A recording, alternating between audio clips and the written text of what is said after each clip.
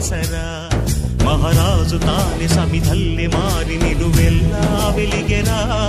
భోగాన్ని విడిచి త్యాగాన్ని వలచి తాపసిగా నిలిచెరా జనక్షేమమే తన సంకల్పముగా తన ఊపిరి హోమజ్వాలలుగా